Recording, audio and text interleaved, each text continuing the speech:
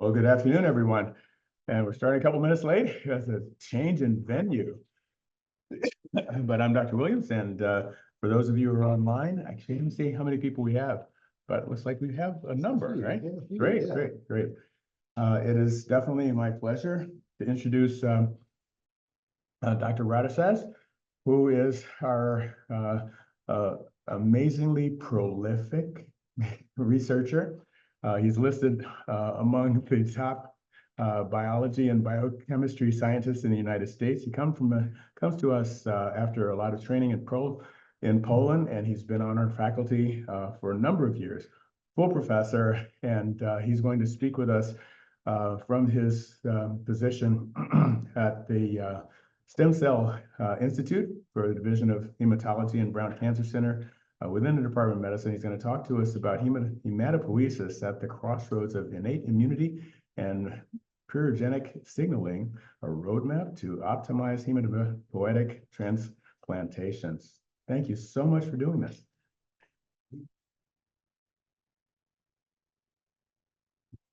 You got to still stay on the side here. Yes. Well, I would like to thank very much for invitation, and also, first of all, for this kind introduction, and to thank you that you started and facilitate and sponsor this meeting to bring together basic scientists and clinicians. And also, I would like to thank Jason for preparing everything here. And yes, I will be talking about hematopoiesis and bone marrow transplants. And as you know very well, hematopoietic regulators are very well known. Growth factors, cytokines, chemokines, hormones. But all these factors emerge very late in evolution. We have go very early in the development for looking for another pathways. And these pathways, which regulated cell behavior at the beginning, were related to immunity and also metabolism. And it is why main topic of my presentation, I will show you some pleiotropic effects of complement cascade and innate immunity, how it regulates hematopoiesis, being an important arm of host defense, but also has a profound metabolic function, and also about purinergic signal. And how we can optimize regenerative potential of hematopoietic graft. As you know, there are three sources right now of stem cells for transplantation. Bone marrow, after several aspiration, we can harvest the blood marrow for transplant. Mobilized peripheral blood, which is focus of our interest, and cord blood. And as you know, it is required a dose of stem cells we have to transplant to the patient for successful outcome. And we are calculating stem cells according to CD34 positive antigen phenotype. And we need approximately 2 million of these cells per kilogram body weight. As more is better. And also we have to remember that if we infuse these cells intravenously, only 10 to 20% of cells infused into patient reach bone marrow. They have this means seeding efficiency of transplanted cells to bone marrow is approximately 10 to 20%. And this is why we have to solve some problems. First of all, I mentioned about mobilized peripheral blood, and it's a problem because there are a significant number of patients which are poor mobilizers. You give them granulocyte colony stimulating factor or CXCR4 receptor blocking agent AMD 3100, and they have very poor mobilization. It is why we have to learn more about mobilization process and how we can improve this process to have more cells for successful transplant.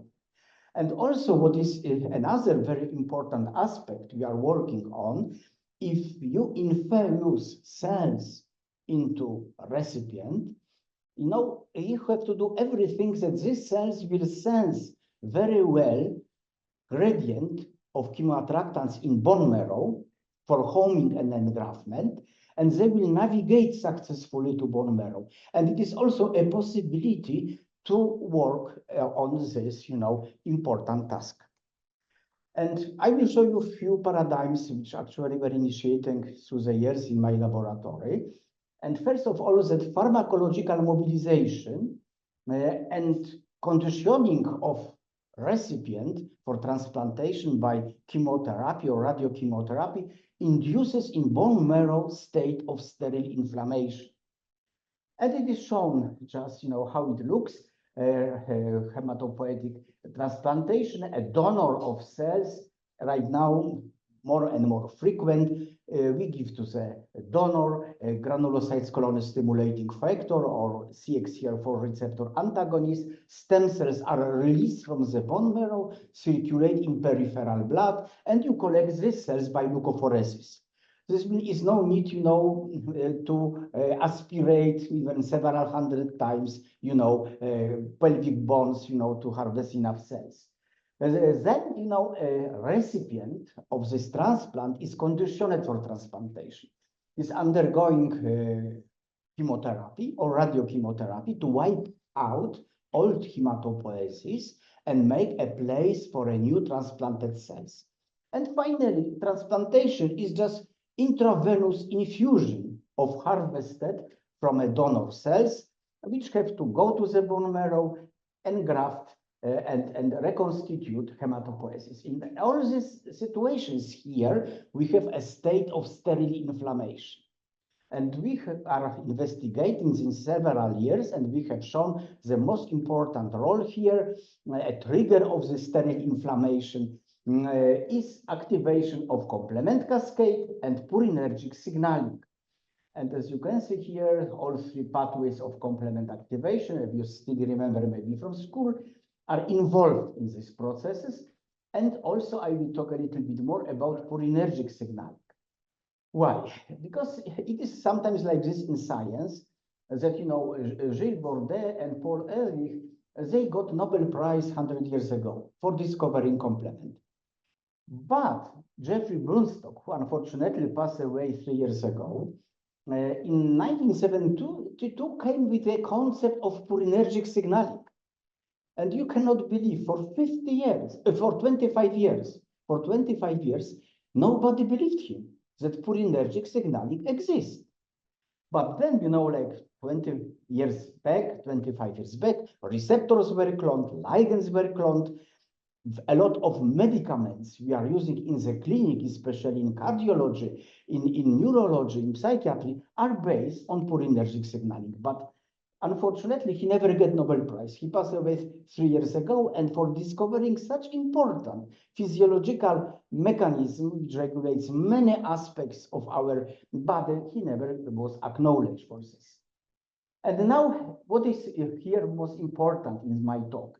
That it is interaction between complement cascade and purinergic signaling. If we see here a system of cogwheels, if we activate purinergic signaling, we immediately activate complement cascade, and vice versa. It's two-way street. If we activate complement cascade, we activate purinergic signaling. And very important element here is intracellular pattern recognition receptor, NLRP3 inflammasome. This inflammasome just connects this both and coordinate response of these two very important signaling systems. Just very briefly, not to make this too busy, we have shown, because people for many years were studying that inflammasome is only specific for immune cells. But we have shown that it is also expressed in hematopoietic stem cells. And it is no wonder, because hematopoiesis and lymphopoiesis, they originate from common stem cells. This means a lot of mechanisms are common, just people didn't study this. And here is shown in hematopoietic stem cells, activation of inflammasome is activated by extracellular ATP, which is most important mediator in purinergic signaling, and also by complement cascade cleavage fragments, anaphylatoxin C3A, C5A, and even by signaling membrane attack complex.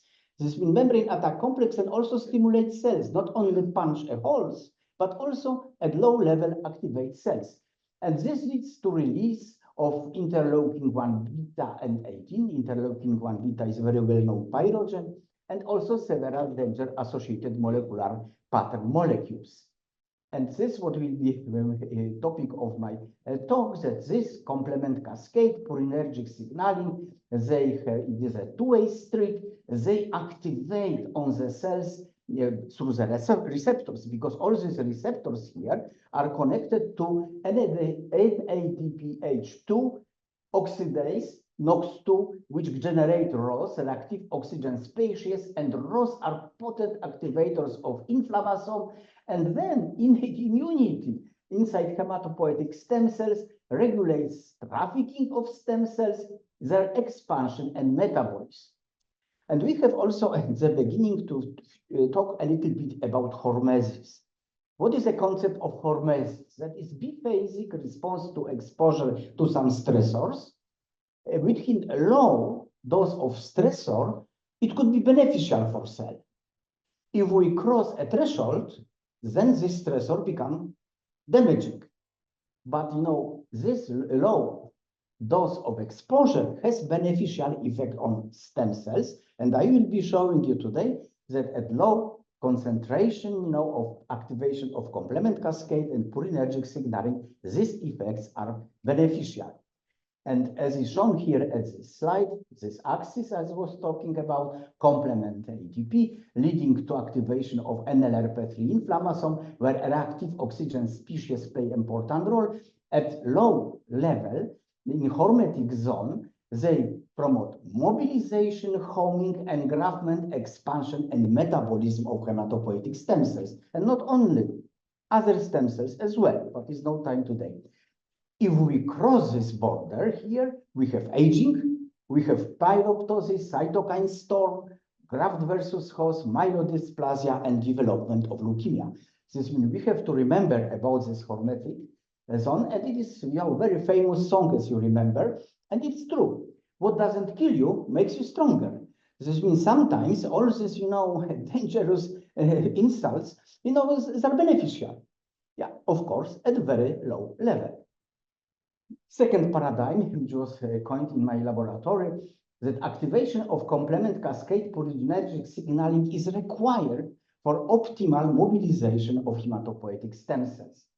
And it is actually already a pretty old paper we have shown by employing C5 deficient mice, which don't have, this distal protein in complement cascade, anaphylactotoxin C5, they don't release C5a after cleavage, that these mice are poor mobilizers.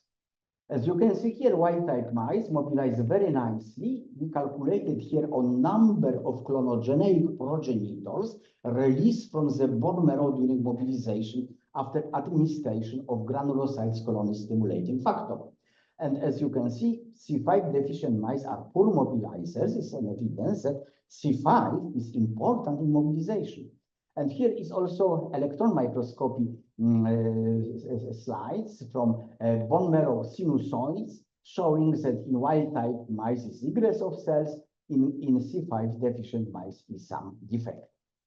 And now coming to purinergic signaling, because actually like complement in hematopoiesis, my team was the first which started to study a role of complement in hematopoiesis. We also started to look for another pathway, what is doing purinergic signaling in hematopoiesis. And as you can see here, it is shown generally this purinergic signaling. As I mentioned, for 25 years, nobody believed Dr. Brunstock, believed Dr. Stein, that adenosine triphosphate, which is very well-known energy transmitter in the cells, if it is secreted outside cells, become promoted to very important ligand, which activates several receptors on the cell surface. And this ATP is released by pannexin channel and then activates P2X receptor. It is family of 7 receptors, which activate through NOX2 and ROS and NLRP3 inflammation. At the same time, ATP is metabolized by extracellular nucleotidases, CD39, CD73, to its metabolite adenosine. And adenosine has opposite effect. while ATP stimulates several processes, adenosine inhibits this. This means it is here a kind of balance. And first, we were looking for a role of pannexin channel in mobilization.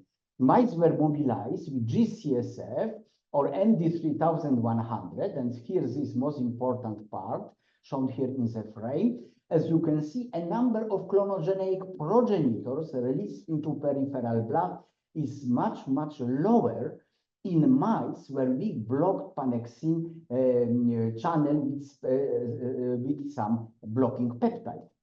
Then we were looking for P2X receptors. There are 7 receptors in this family, but we focus on 3, which are most important: P2X1, P2X4, and P2X7. And as you can see again, with don't functional receptors, P2X1, P2X4, and P2X7 is decreased in egress of hematopoietic stem cells out of bone marrow into peripheral blood.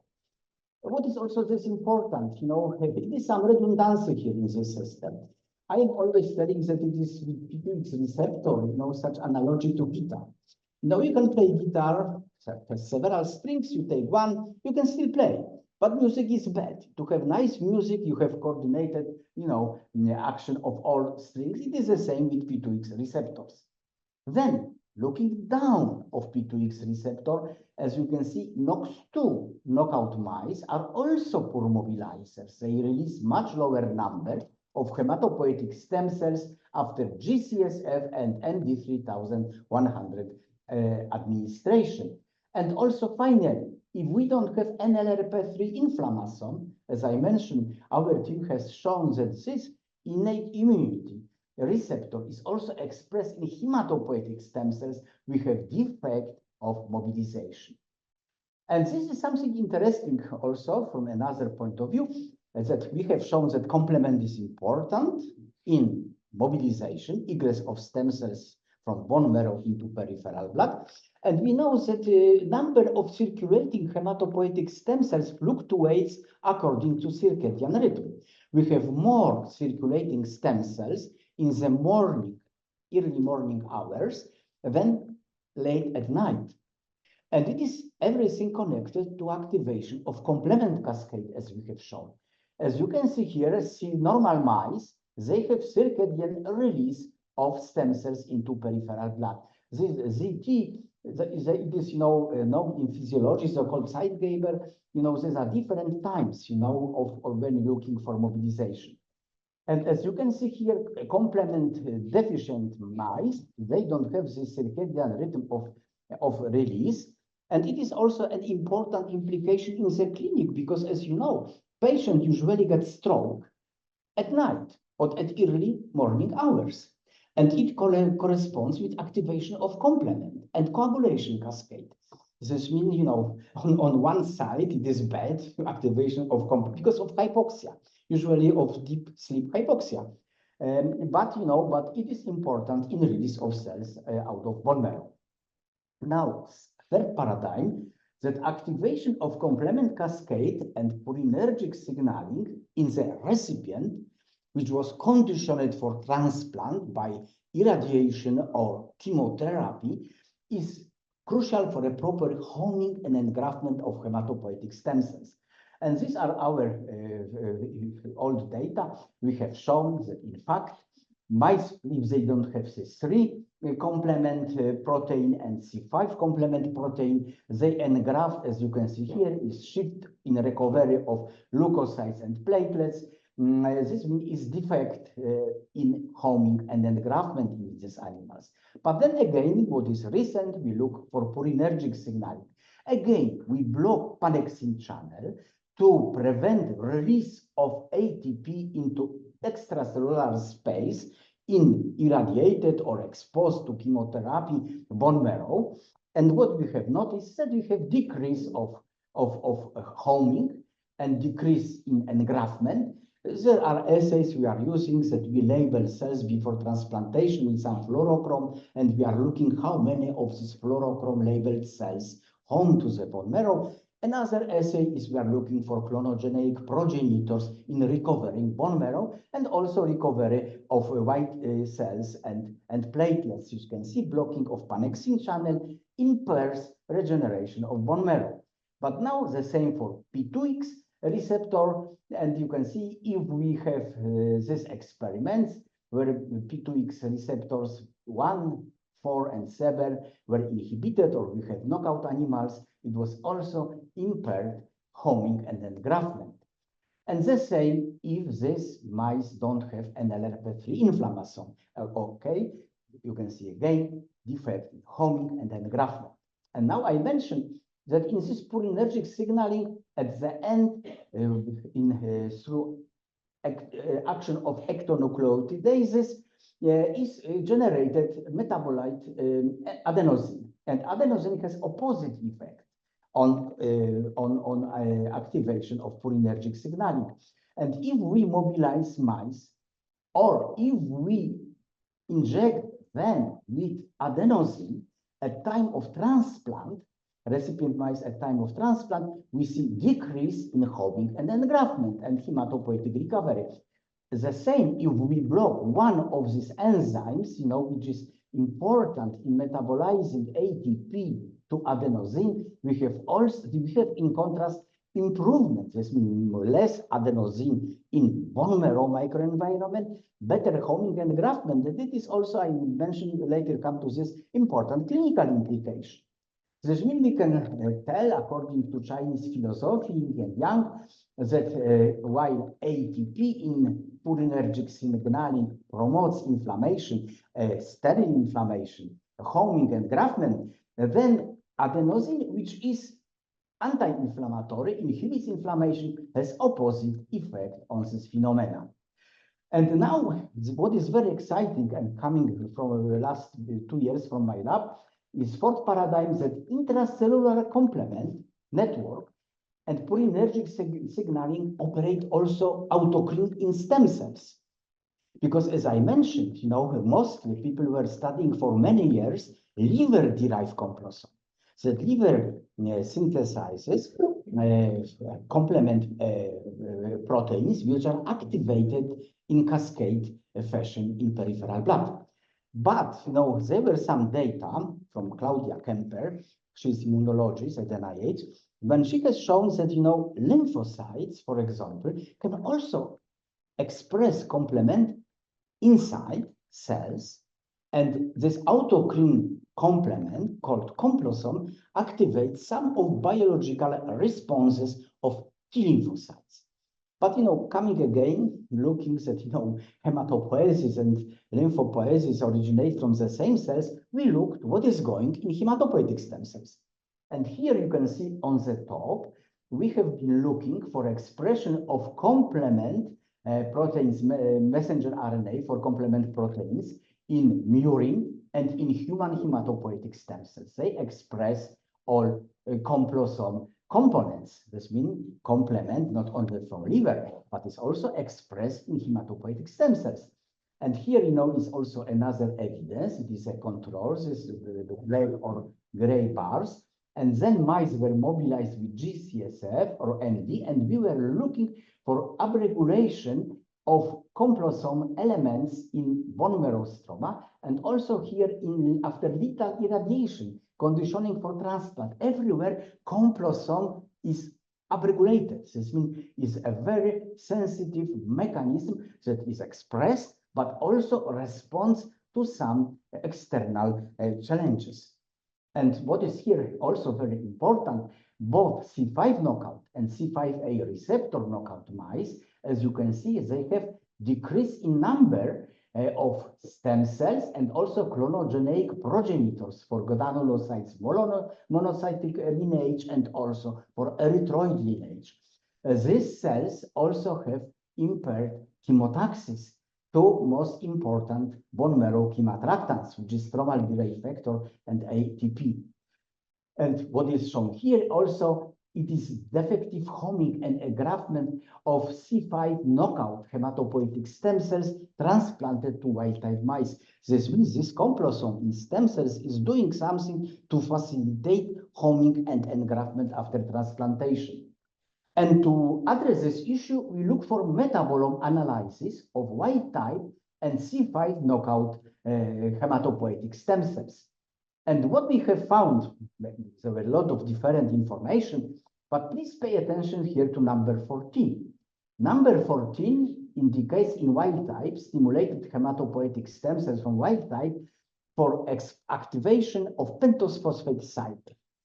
And pentose phosphate cycle is a source of NADPH, which is not only important for host defense, but also is crucial for synthesis of lipids, cholesterol, sphingolipids, and all different types of lipids.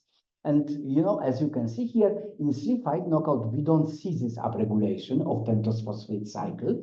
And here is shown also metabolic data that, you know, stimulated wild type cells have really upregulation of all these different components and derivatives of sphingolipids and cholesterol.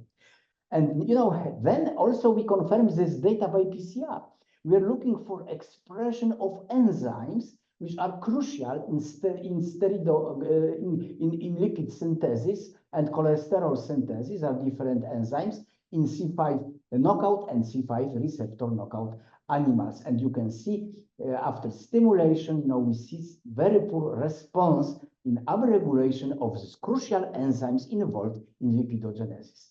And why? Now we have also very nice explanation of our data we made several years ago, and it is also maybe some implication how to improve homing and engraftment of hematopoietic stem cells about lipid raft.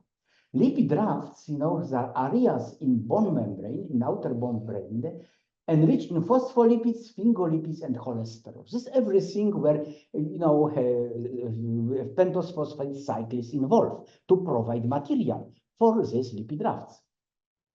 And here is shown an example on hematopoietic stem cells, human hematopoietic stem cells, CD34 positive, that these cells have on the surface membrane lipid rafts, which incorporate very important chemotactic receptor, CXCR4 receptor for SDF1.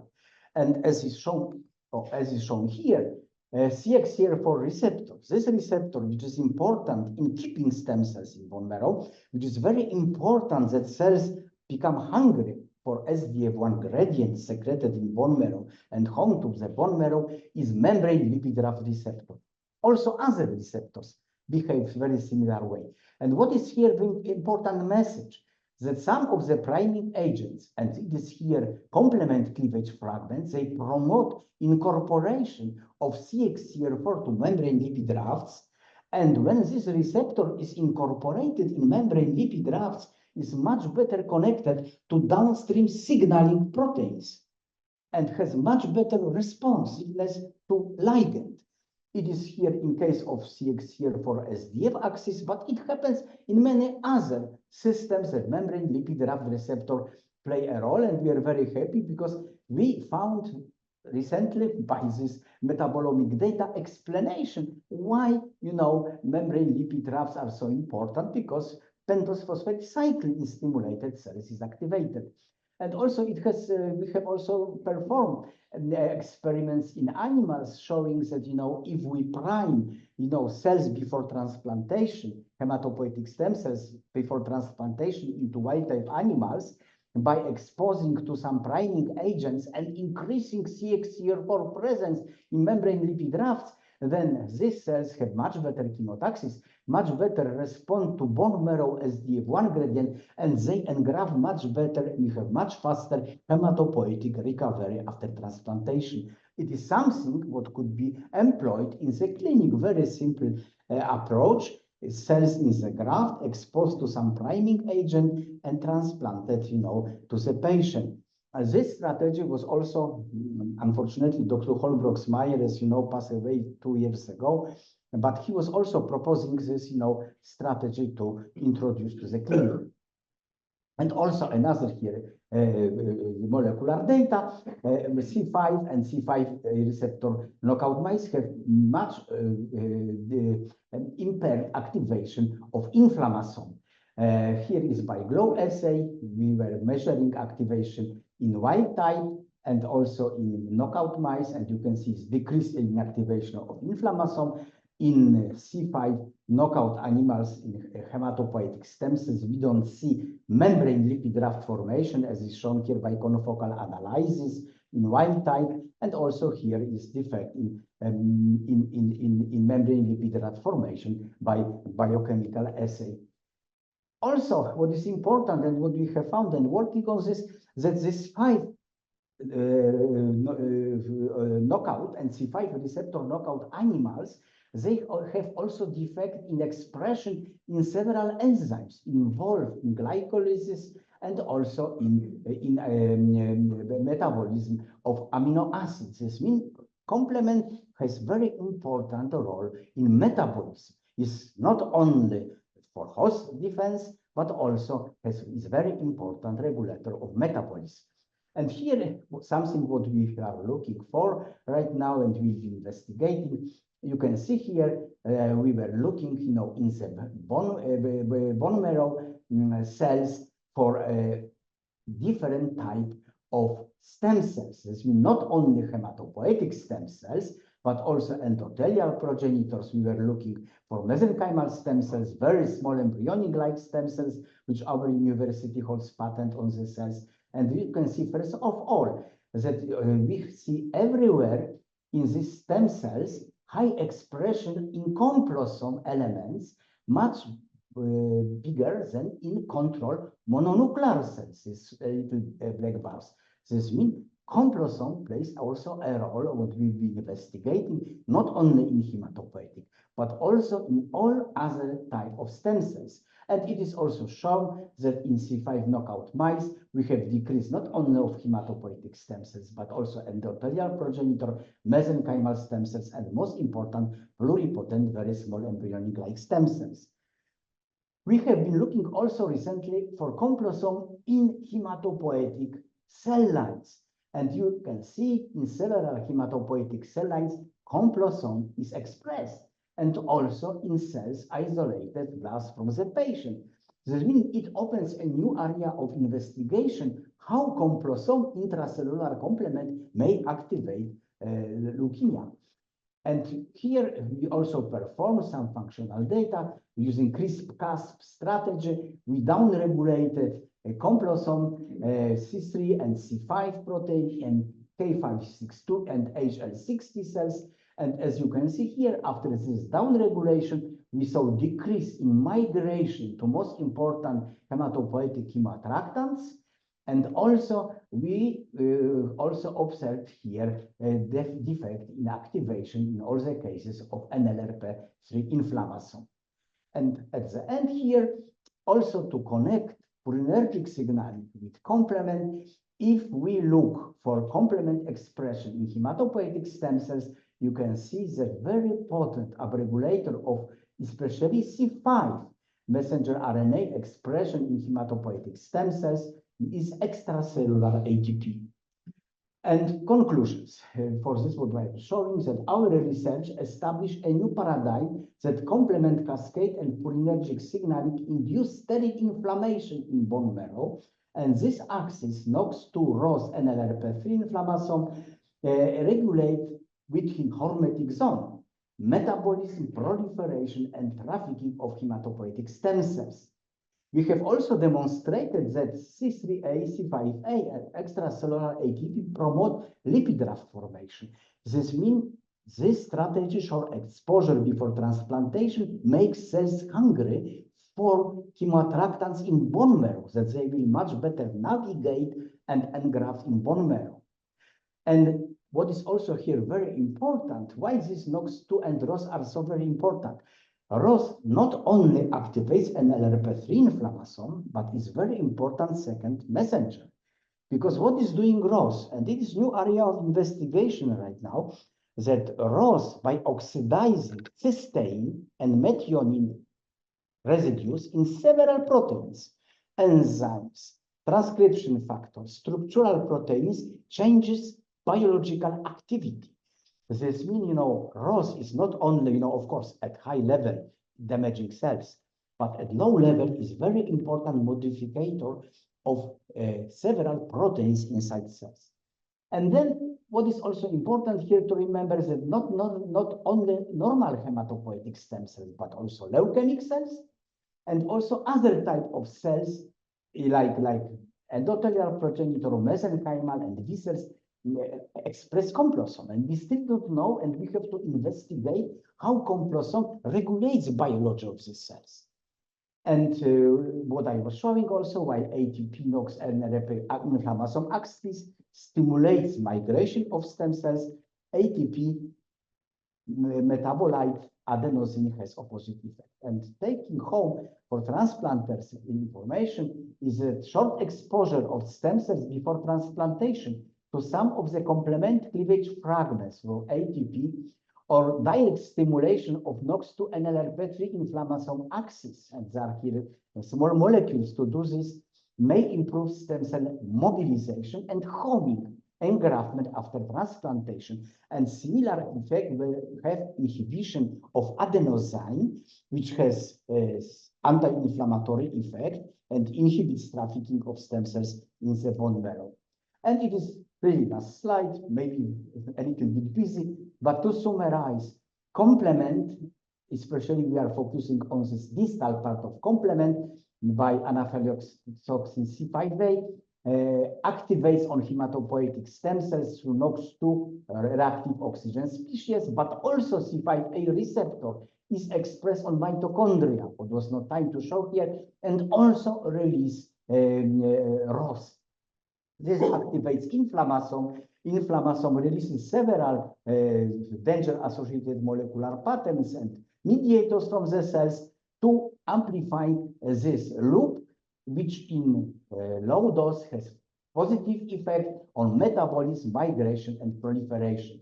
And I would like to thank very much people who are working in past years on this project, especially Mariusz, Kamila, Ahmed, Arjun, and Justyna, and my collaborators, Dr. Ratajczak, Magdalena Kucia, she's right now at Warsaw Medical University, Hoenig Ulrich, we are collaborating on Purinergic signaling, Dr. Kakar, and also Ahmed Abdel-Latif from University of Ann Arbor. Thank you so much for your attention.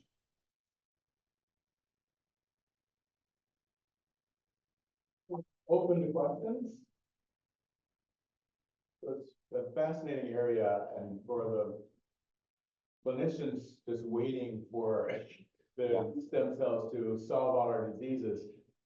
It sounds like, with the C3A and C5A, you're able to get more activation, but that also means that you're getting more viability and survivability, right? Yeah. And then, but the targeting of the homing, you have more, you have better. Yeah. But how can you tell them which disease we want to focus on? Like Dr. Bowley is really working on trying to get instead of cardiomyopathic heart failure hearts. Yeah. And obviously in heme, there are loads of places with the myeloproliferative disorders. How do you tell it where to go?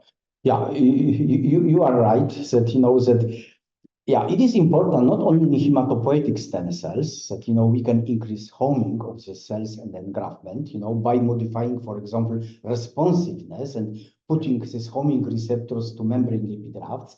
But it is also in all other settings when we are using especially stem cells by intravenous infusion.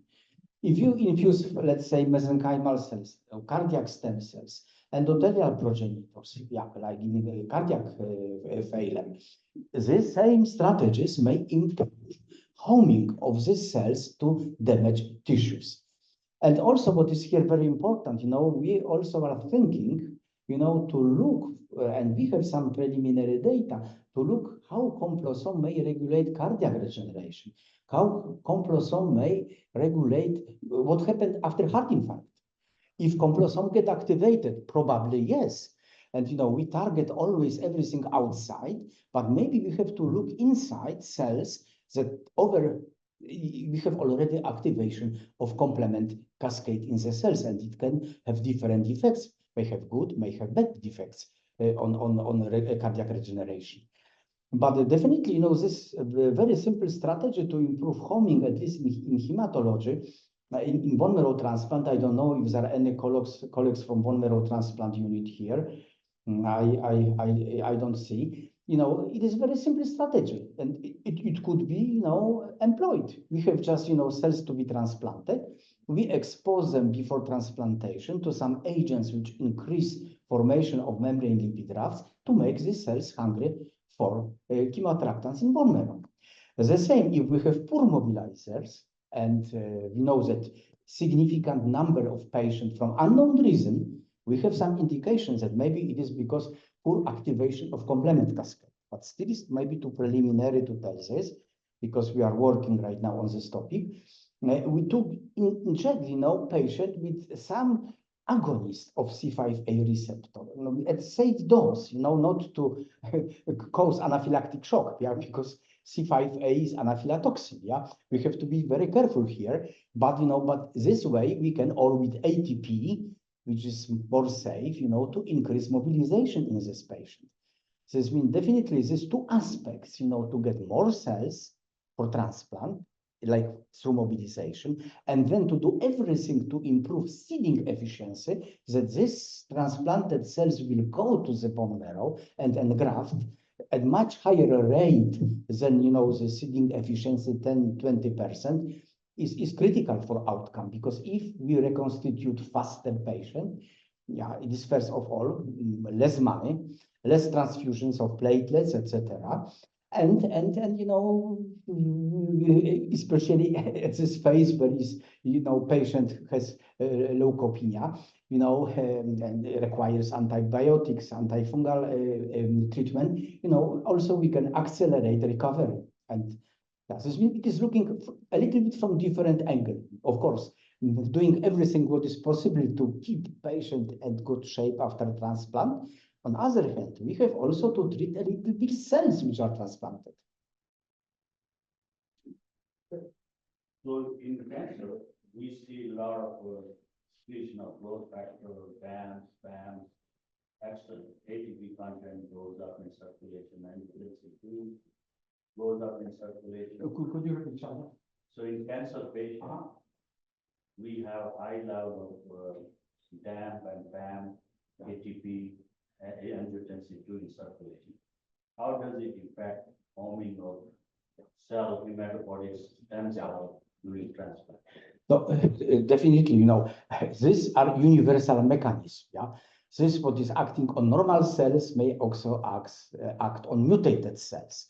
And it was no time to talk here, but the similar mechanism may be involved in cancer metastasis, because these cells, cancer cells, they have also complement receptors. Leukemic cells have comploson inside. This means, we have to look right now, try to look from broader perspective, on normal versus mutated cells, and of course, trying to manipulate this what is beneficial, not go over this hormetic phase down. Ask another uninitiated question. So when you're dealing with hematopoietic stem cells, how do you? I guess it's another homing question. How do you stop extramedullary hematopoiesis, or is that a beneficial thing if it happens? No, of course, extramedullary hematopoiesis, it is one of the complications, which happened, and there are different, possibilities to respond to this, because first of all, it's very often in liver or spleen, let's say, and these are, during evolution, hematopoietic organs, which later on downregulated, all these homing factors. And and somehow quiet, but then when suddenly homing factors are upregulated in liver, like SDF, homing factors are upregulated in spleen. Then we have splenomegaly, we have hepatomegaly. This means this is something two-edged sword. Well, Any other questions? Jason, do we have any on the line? Nothing online. Oh, fantastic. So I want to thank you very much. And, Once more again, thank you so much for facilitating and initiating this, great series of lecture. Because, we can come together and discuss. I would be very happy to discuss with colleagues later on what we could do together. Thanks, everyone. All right, so